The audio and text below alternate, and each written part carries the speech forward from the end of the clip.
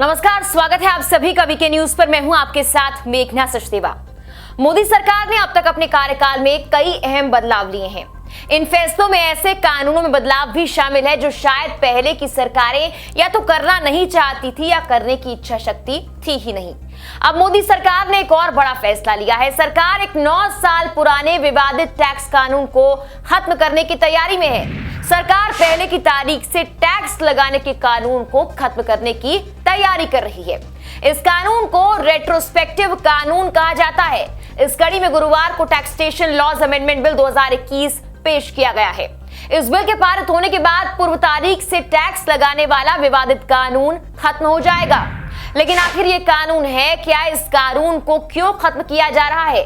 ये तमाम बातें हम आपको बताएंगे। क्या था रेट्रोस्पेक्टिव कानून? पहले की तारीख से टैक्स लगाने का प्रावधान यूपीए सरकार ने फाइनेंस एक्ट 2012 में पेश किया था। इसका मकसद ब्रिटेन की केयर्स एनर्जी और वोडाफोन को हुए कैपिटल गेन्स पर पहले की तारीख से टैक्स लगाना था। पूर्व तारीख से टैक्स लगाने के इस कानून के प्रावधान को लेकर विवाद खड़ा हुआ था। दोनों कंपनियों ने इस कानून को अदालत में चुनौती भी दी थी।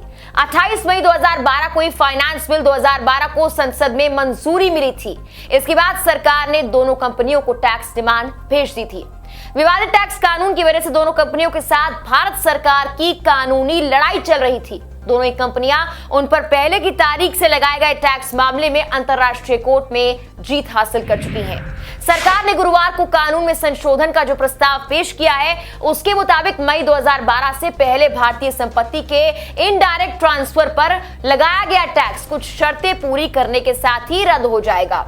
इनमें लंबित कानूनी मामले वापस लेने और नुकसान का दावा नहीं करने के वादे जैसी शर्तें भी शामिल की गई हैं। संशोधित कानून में ऐसे मामलों में कानूनी प्रक्रिया से जुड़ी कंपनियों के द्वारा चुकाई गई रकम को भी वापस करने का प्रस्ताव है। इस कानून को लेकर विवाद खड़ा हुआ था। विदेश निवेश आकर्षित करने को लेकर भारत की साख को भी बड़ा झटका लगा था।